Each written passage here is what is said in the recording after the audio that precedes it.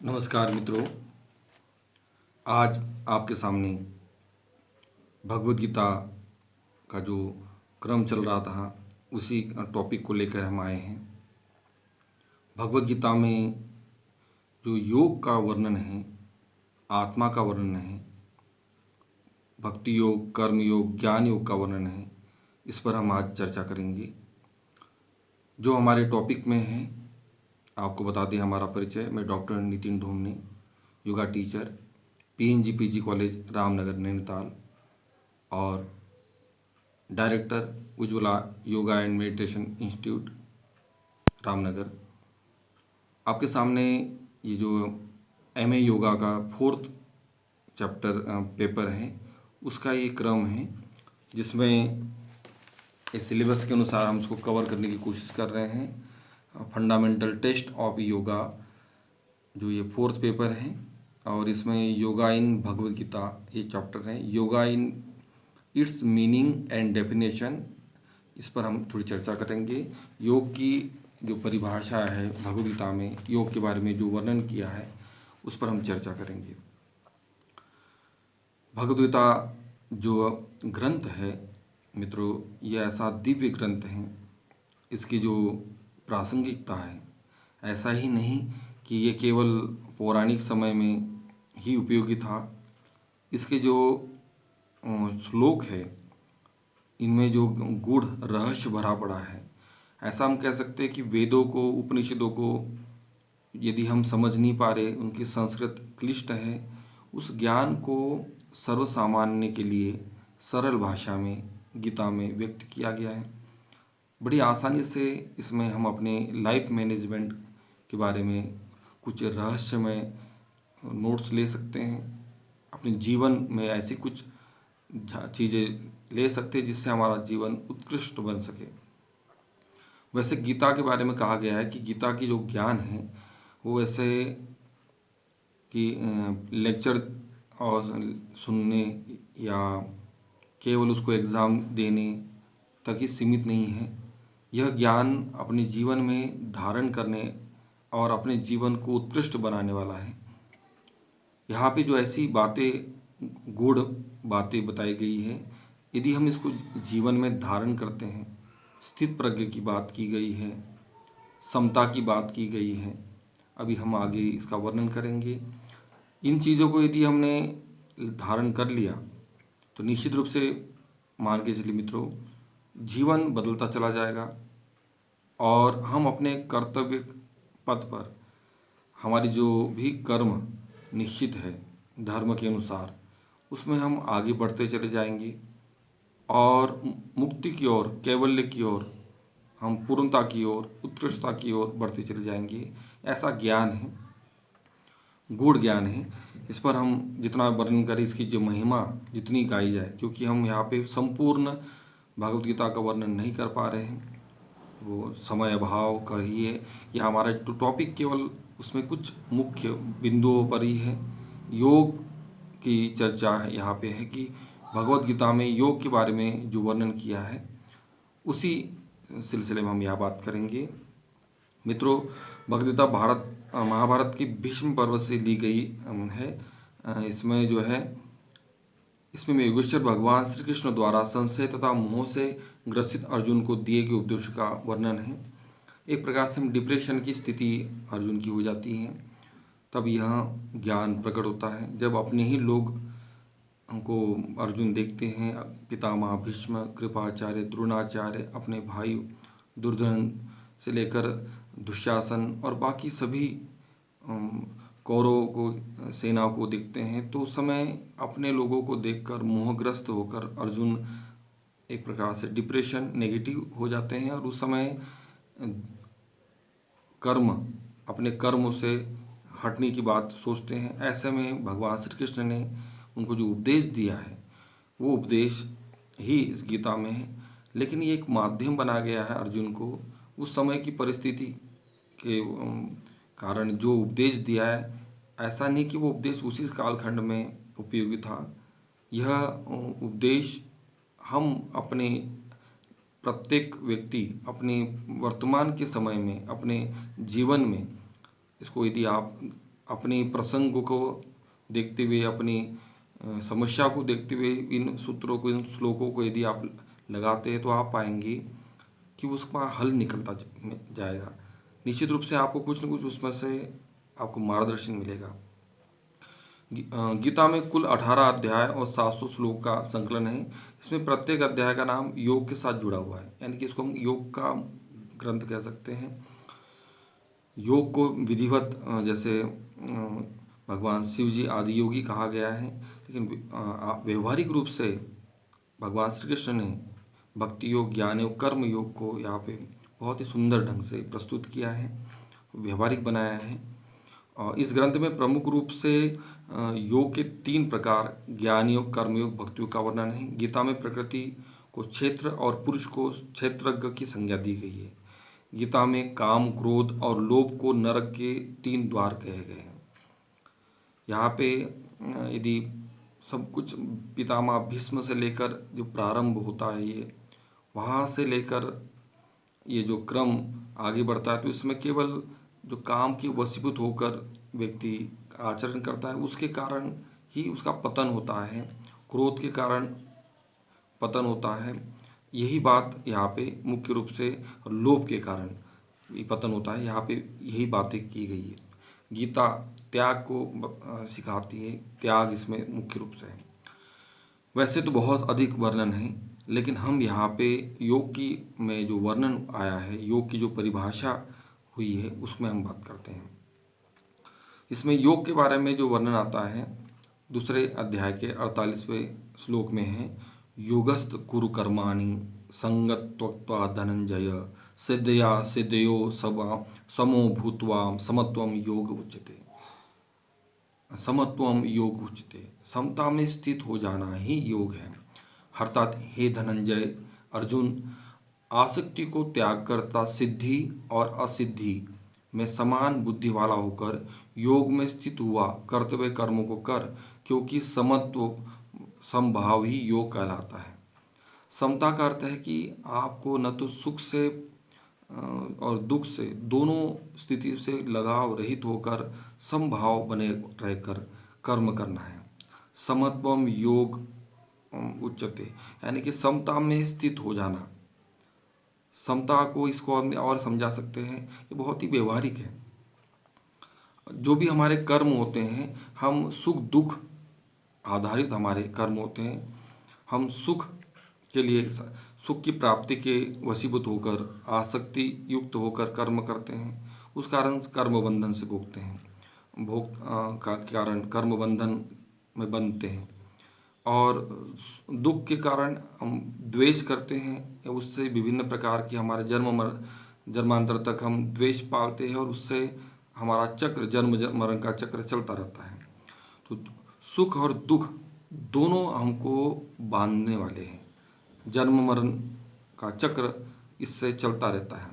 समता का अर्थ होता है आप न्यूट्रल हो जाए, अपनी आत्मा में स्थित हो जाए, न तो सुख से प्रभावित होना है न दुख से प्रभावित होना है, क्योंकि सुख भी हमेशा नहीं रहने वाला है। सुखद जो अनुभूति है वो हमेशा नहीं रहने वाली है, और दुखद अनुभूति है वो भी हमेशा नहीं रहने वाली है। तो आप सुख से भी प्रभावित ना हो। सुखद जो अनुभूति आपको, यदि आपका सम्मान हो रहा है, आपको कुछ किसी इंद्रिय सुख मिल रहे हैं, तो ये मान के चलना है कि हमेशा नहीं मिलने वाले हैं। शरीर कुछ समय के बाद न तो इंद्रिय भोग भोगने लायक हो रहेगा, न आप द्वेष भी करने की स्थिति नहीं रखनी चाहिए, द्वेष भी नहीं करना चाहिए किसी से, न तो राग करना चाहिए न किसी से द्वेष, क्योंकि हमारा दुश्मन कोई भी नहीं है। हम आत्मा है, और आत्म भाव में हम परमात्मा का ही अंश है। न तो राग करना है किसी से, न द्वेष करना है, न द्वेष करके किसी के साथ अपने क्रोध को बढ़ाना है, उससे साथ कर्म का चक्र चलाना है। दोनों में रहित होकर समभाव में रहना। यदि हम समभाव में रहेंगे तो निश्चित रूप से हम आनंद में रहेंगे। हमें सुख दुख से ऊपर उठकर एक अलग स्थिति हमारी बनी रहेगी। ये बात यहाँ पे की गई है। आगे कर्म और परिभाषा भगवान श्री कृष्ण देते हुए कहते हैं, बुद्धि युक्तो जहातीय उभे सुकृत दुष्कृते तस्माद्योगाय युज्यस्य योग कर्मसु कौशलम। कर्म की कुशलता ही योग है, अर्थात समबुद्धि युक्त पुरुष पुण्य और पाप दोनों को इस लोक में त्याग देता है। इसलिए तू समत्व रूप योग में लग जा। ये योग कर्मों में कुशलता अर्थात कर्मों को में कुशलता ही योग है। जब हम किसी वर्तमान में रहते हुए कर्म करते हैं, कुशलतापूर्वक कर्म करते हैं, यानी कि समता में रहते हुए कर्म करते हैं, तो निश्चित रूप से मान के चलिए वो कर्म का जो स्वरूप होता है वो बिल्कुल उत्कृष्ट होता है। किसी भी यदि कार्य में हमको सफलता नहीं मिल पा रही है तो इसका अर्थ ये होता है कि असफलता का अर्थ ये माना गया है कि सफलता के लिए पूरे मन से प्रयास नहीं किया गया है। तो इसका अर्थ कोई भी किसी भी कार्य में यदि हमारे जीवन में सफलता नहीं मिल पा रही है तो मूल कारण है कि इसमें हमारा पूरा मन नहीं लगा है। या तो हमने पास्ट के बारे में ज़्यादा चिंतन किया या फ्यूचर के बारे में। हमारा मन यदि फोकस नहीं हो पाया प्रेजेंट में, क्योंकि ज़्यादातर हमें सफलता तभी मिलती है जब हम पूरा का पूरा मन मनोयोग लगाकर कार्य करते हैं। जब मनोयोग लगाकर कार्य करते हैं तो सफलता हमारी 100% हो जाती है। तो यहाँ पे कार्य को कुशलतापूर्वक करने की बात कही गई है और यह तभी संभव है जब हम समता में स्थित रहेंगे, तभी हमारा कार्य कुशलतापूर्वक होगा और अनासक्त भाव होकर। कर्मों का जो फल है वो पूरा त्याग के भाव से, आसक्त होकर नहीं, अनासक्त। जो भी फल प्राप्त हो रहा है उसको ईश्वर को समर्पित करते हुए यदि आप कर्म करते हैं तो निश्चित रूप से ये कर्म जो है मोक्ष देने वाले हैं और परमात्मा की प्राप्ति में सहायक है। तो यहाँ पे यही बात, समबुद्धि युक्त पुरुष पुण्य और पाप दोनों को इसी लोक में त्याग देता है, यानी ऐसा सत्कर्म करता हुआ और समत्व योग में लग जा। यह योग कर्मों में कुशलता अर्थात कर्मों में कुशलता ही योग है। एक परिभाषा और आती है इसके बारे में, योग से हम थोड़ा सा इसको जोड़ सकते हैं क्योंकि आहार से संबंधित है। युक्ताहार विहारस्य युक्त चेष्टस्य कर्मसु युक्त स्वप्रावबोधस्य योगो भवति दुःखः। अर्थात यथा योग्य आहार विहार करना, कर्मों में यथा योग्य चेष्टा करना तथा यथा योग्य सोना और जागना, इस प्रकार जीने वाले को योग सिद्ध होता है। योग दुखों का नाश करने वाला है। यहाँ पे बताया गया है कि भगवान श्री कृष्ण कहते हैं कि न तो अधिक खाने वाले को योग मिलता है, न बिल्कुल भूखे रहने वाले को मिलता है। यहाँ पे यथा योग्य, यहाँ पे जैसे शरीर को जितना आवश्यक है उसके अनुसार चेष्टा करने वाले को यथा योग्य यानी कि मध्यम मार्ग ले जाने की बात की गई है। और यथा योग्य चेष्टा करना यानी जो भी कार्य करना जो हमारे लिए सही है। यथा योग्य सोना, न तो ज़्यादा सोने वाले को योग मिलता है या प्राप्ति होती है, न बहुत ज़्यादा जागने वाले को। यहाँ पे जो हमारे लिए निश्चित है, जो निश्चित दिनचर्या होनी चाहिए उसके अनुसार इस प्रकार से जीने वाले को योग सिद्ध होता है, यहाँ पे बात की गई है। और इससे दुखों का नाश होता है। जब परमात्मा की प्राप्ति हो जाएगी तो हम दुखों से छूट जाएंगे। हम सभी एक प्रयत्न कर रहे हैं कि दुखों से हमारी निवृत्ति हो। हमें लगता है कि हम सुख सुविधा सामग्री इकट्ठा कर लेंगे तो हमको सुख मिल जाएगा, परमानंद मिल जाएगा। लेकिन जब हम देखते हैं कि जो जिस वस्तु की प्राप्ति के लिए हम लगे हुए हैं वो उसकी प्राप्ति होने पर भी हमको परमानंद या सुख की अनुभूति नहीं होती। कुछ क्षण तो होती है, उसके बाद में छूट जाता है। जब तक हम परमात्मा को प्राप्त नहीं कर लेते हैं, योग हमारा सिद्ध नहीं हो जाता, तब तक दुखों से निवृत्ति संभव नहीं है। इसके आगे जो केवल परिभाषाओं में हम बात कर रहे हैं, डेफिनेशन की जो बात कर रहे हैं, तो आगे भगवान श्री कृष्ण जो डेफिनेशन देते हैं, तम विद्या दुख संयोग वियोग योग संगीतम सह निश्चयेत योगताम व्योम योगांग निर्विण्य चेतसा। अर्थात जो दुख रूप संसार के सहयोग से रहित है वह योग है। वह योग धैर्य और उत्साहयुक्त चित्त से निश्चय पूर्वक करना कर्तव्य अर्थात योग कर्तव्य है। वही बात हो रही है कि ये जो संपूर्ण संसार में जितनी भी वस्तुएं जिनको हम जिससे हम सुख की अनुभूति करते हैं या ऐसा मानते हैं कि इसको प्राप्त करने से हमको सुख मिल जाएगा, ऐसा संभव नहीं है। ये संपूर्ण दुख रूप संसार है। संसार के प्रत्येक शरीर के नष्ट होने के साथ ही संसार की जितनी भी वस्तुएं हमने जोड़ी हुई है, सुख साधन जोड़े हुए हैं, इंद्रिय सुख के साधन जोड़े हुए हैं, ये नष्ट हो जाते हैं। और नष्ट होने के साथ में ही फिर से हमको जो सुख दूर हो जाकर दुख की प्राप्ति होती है। तो ये संपूर्ण संसार दुखमय है। ये कि ब्रह्म सत्य है एकमात्र, और जगत, संपूर्ण जगत जो मिथ्या है, भ्रम है। लेकिन हम इसको माया के वशीभूत होकर हम इसको सुख रूप मान के चलते हैं, और जो प्राप्त करना चाहिए वो प्राप्त न करके केवल अपना पूरा का पूरा समय जीवन ऐसा कार्यों में नष्ट कर देते हैं, केवल धन में या पद में या और भी इंद्रियों सुख साधन इकट्ठा करने में लगा देते हैं, जबकि हमको प्राप्त करना चाहिए परमात्मा की प्राप्ति में हमारा समय लगाना चाहिए। तो यहाँ पे हम संयोग करते हैं संसार से, तो इसलिए हमको परमात्मा की प्राप्ति नहीं होती है। तो यहाँ पे बताया गया कि दुख रूप संसार के संयोग से रहित वह योग है।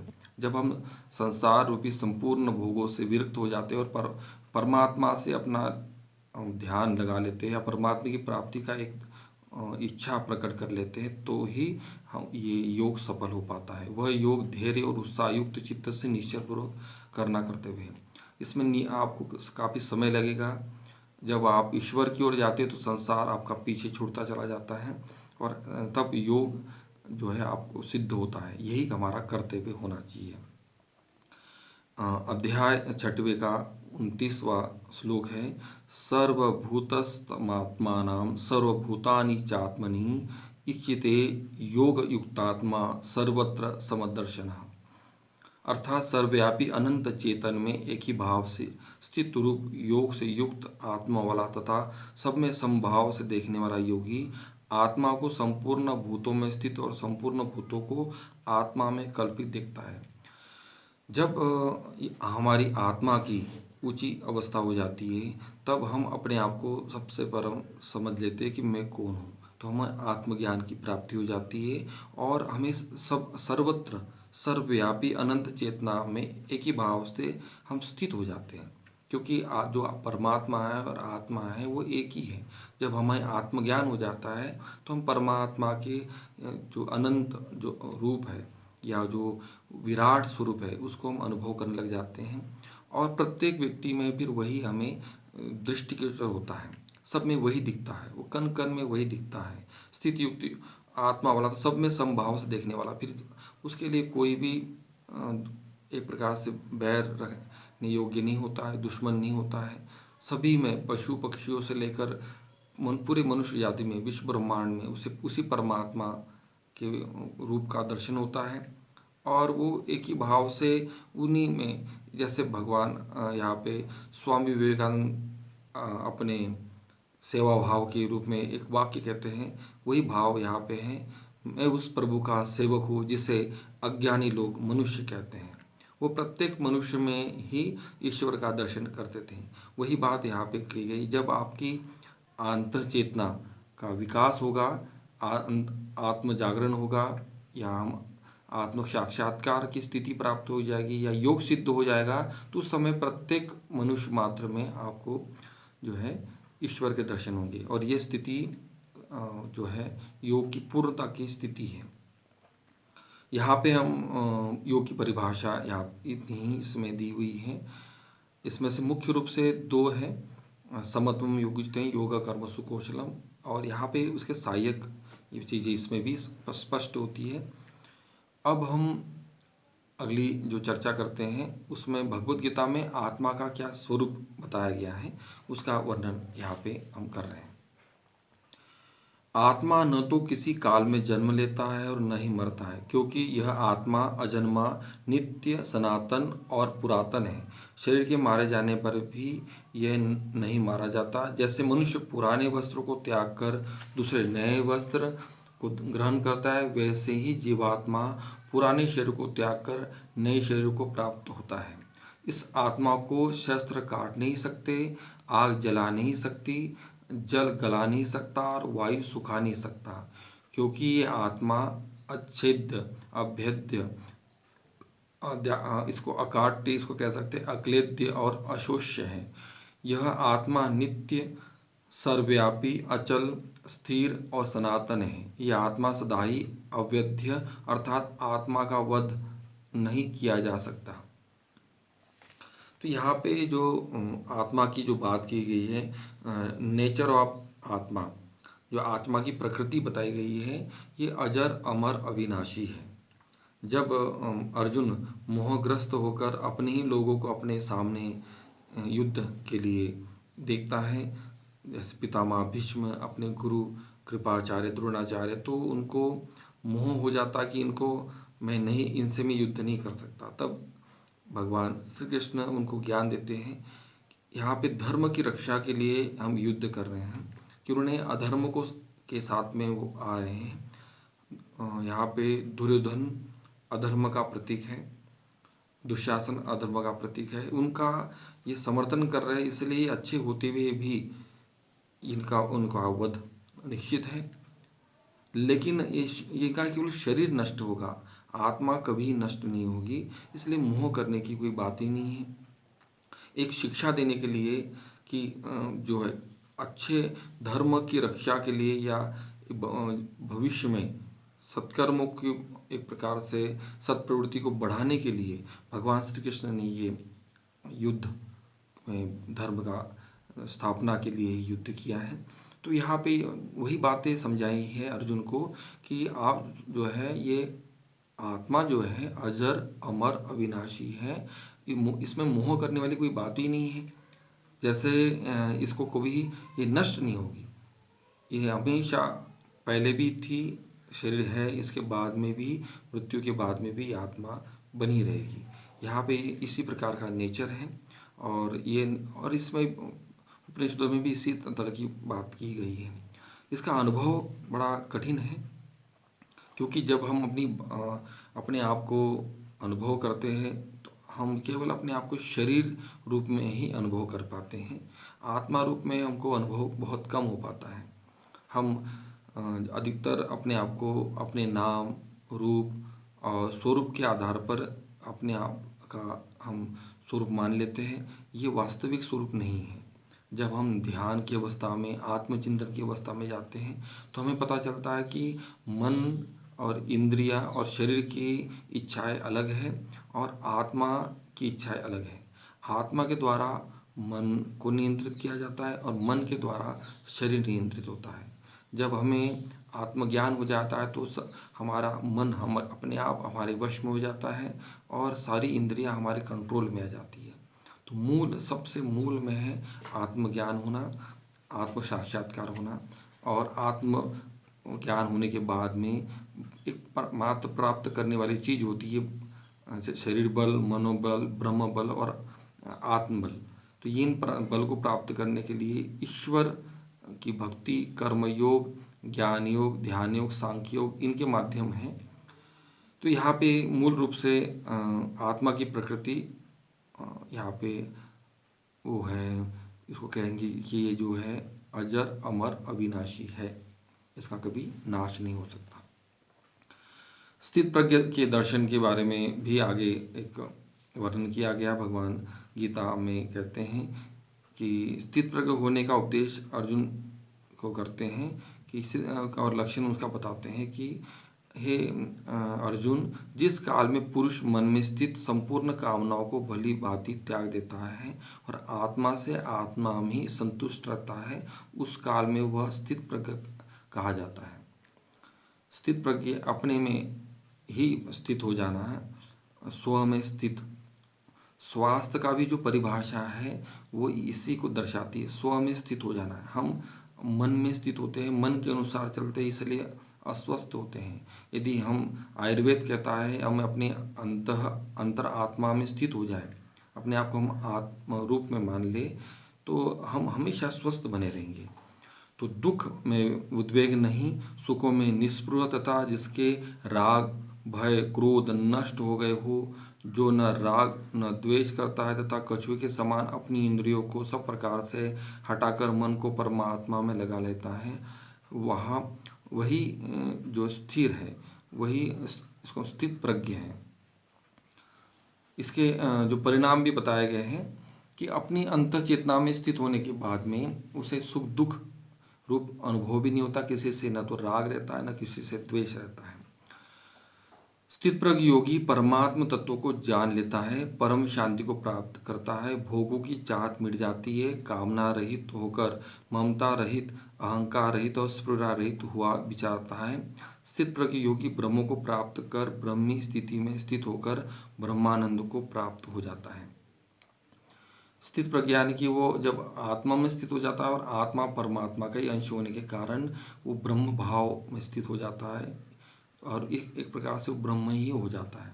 स्थित प्रज्ञ की स्थिति एक प्रकार से ईश्वर तुल्य स्थिति हो जाती है और धीरे धीरे वो इसी स्थिति में रहते रहते हैं परमात्मा को वो पूर्णता को प्राप्त कर लेता है।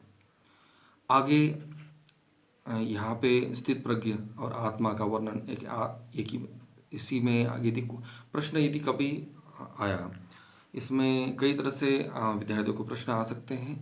एक तो प्रश्न आ सकता है कि भगवत गीता का संक्षिप्त वर्णन कीजिए या भगवत गीता में योग का संक्षिप्त वर्णन कीजिए, योग का कहाँ वर्णन है।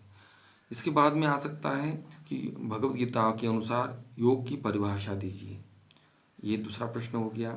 इसके बाद में एक क्वेश्चन और आ सकता है कि भगवत गीता के अनुसार आत्मा की प्रकृति पर टिप्पणी लिखिए या समझाइए, आत्मा का भगवत गीता के अनुसार वर्णन कीजिए, या आत्मा के प्रकृति के ऊपर, आत्मा के स्वरूप के ऊपर भगवत गीता में क्या कहा है।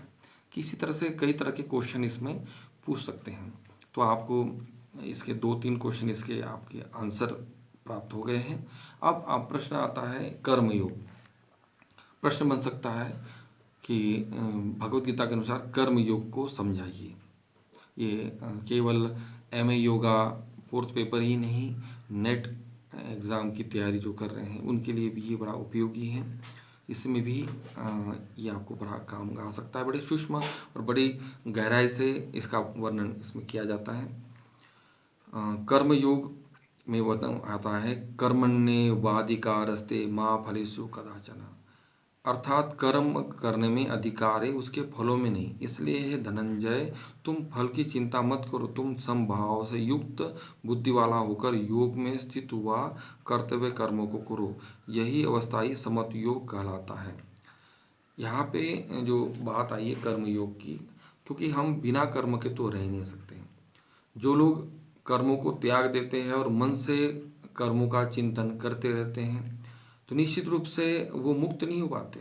बाहरी रूप से यदि हम कर्म न भी कर रहे हो और मानसिक उसका चिंतन कर रहे हो तो भी हम कर्म फल के भागी होंगे। तो आप जो भी कर्म कर रहे हैं वो कर्म का जो फल है वो फल को ईश्वर में समर्पित करके अनासक्त भाव होकर, जो पाप पुण्य के जो भी पाप कर्म है या पुण्य कर्म है जो भी आपके हाथ से हो रहा है वो कर्ता भाव को त्याग कर, आप नहीं कर रहे हैं, परमात्मा आपसे करा रहा है। और वो जो भी पुण्य पाप उत्पन्न हुआ है वो उसी का जो दोषी है या जो भागी है वो परमात्मा ही है। जब आप इस तरह का भाव रखेंगे तो आपके जो कर्म हैं वो निश्चित रूप से शुद्ध होते चले जाएंगे, सत्कर्म होते चले जाएंगे, पाप कर्म के भाव घटते चले जाएंगे और आप कर्म बंधनों से छूट जाएंगे। इसका जो भी फल प्राप्त होता है वो ईश्वर को अर्पण करना होता है। इसमें शरणागति का भाव होता है, समर्पण का भाव होता है। हम करता नहीं है, जो करवाने वाला है वो ही हमसे ये कार्य करवा रहा है। इसलिए इसका जो भी फल होगा वो उसी के अधीन होगा, हम उसके लिए भागी नहीं होंगे। और जब हम पुण्य कर्म भी हमको बांधते हैं और पाप कर्म भी बांधते हैं। पुण्य के लिए यदि हमने कर्ता बन अपना रखा तो पुण्य का फल भोगने के लिए हमको जन्मांतरण तक शरीर धारण करना पड़ेगा और हम स्वर्ग या और भी पुण्य के कई तरह के फल होते हैं, धन, वैभव, नाम, कई रूपों में हम जो पुण्य पूर्व जन्म में पुण्य कर्म करते हैं उसका फल अगले जन्मों में हमको सुखी परिवार में जन्म मिलता है नाम मिलता है, या विभिन्न रूपों में हम जिस प्रकार की हमारी कामना रहती है मृत्यु से पहले, उसी कामना के अनुसार हमारा अगला जन्म होता है। भगवान श्री कृष्ण इसमें काफ़ी रहस्यमय बातें बताते हैं। सांख्य योगियों की निष्ठा ज्ञान योग से और योगियों की निष्ठा कर्म योग से होती है। मनुष्य समुदाय प्रकृति जनित गुणों के वश में हुआ कर्म करने के लिए बाध्य है। शास्त्र विहित कर्म करने चाहिए। यज्ञ के निमित्त किए जाने वाले कर्म मनुष्य को बांधते नहीं हैं, अतः यज्ञ के निमित्त कर्म कर आसक्ति रहित होकर सदा कर्तव्य कर्म करने वाला ब्रह्म को प्राप्त हो जाता है। संपूर्ण कर्म सब प्रकार से प्रकृति के गुणों द्वारा किए जाते हैं। जिसका अंतकरण अहंकार से मोहित हो रहा है, ऐसा अज्ञानी मैं करता हूँ ऐसा मानता है। जो ये मानता है कि ये सब कुछ मैं कर रहा हूँ, तो उसको फिर भोगना ही पड़ता है। जो करता है तो उसको भोगना पड़ता है। और आप यदि ये मानते हैं कि ये भगवान मुझसे करवा रहा है, भगवान के मैं केवल एक माध्यम मात्र हूँ, जो भी कर्म हो रहे हैं अच्छा बुरा जो भी हो रहा है उसमें भगवान ही हमसे करवा रहे हैं, तो इससे हम कर्म बंधनों से छूट जाते हैं। तो यहाँ पे मित्रों आज हमने आपको एक तो योग की परिभाषा बताई मित्रों, और आत्मा की प्रकृति पर चर्चा की है। कर्म योग का वर्णन हमने आप किया है। अगले वीडियो में जो है आगे हम आपको ध्यान योग और इसी में जो है कर्म योग भक्ति योग का भी वर्णन करेंगे। अभ्यास और वैराग्य और श्रद्धा इस ईश्वर एवं इसका जो है विभूति, इस पर हमारा ध्यान होगा। तो मित्रों आपसे निवेदन है कि यदि आपको ये हमारा चैनल और हमारा जो वीडियो अच्छा लगा है तो इसको आप लाइक करें, शेयर करें और हमारे इस चैनल को सब्सक्राइब करें। आपके लिए हम प्रयास करेंगे कि और भी इसमें उपयोगी चीज़ें हम ला पाए। छोटे छोटे वीडियो में ही आपको नेट की जानकारी, साथ ही एमए योगा से संबंधित जितने भी नोट्स हैं वो हम आपको उपलब्ध कराएंगे। आशा करते मित्रों आपकी ये जानकारी आपके काम आएंगी। नमस्कार मित्रों।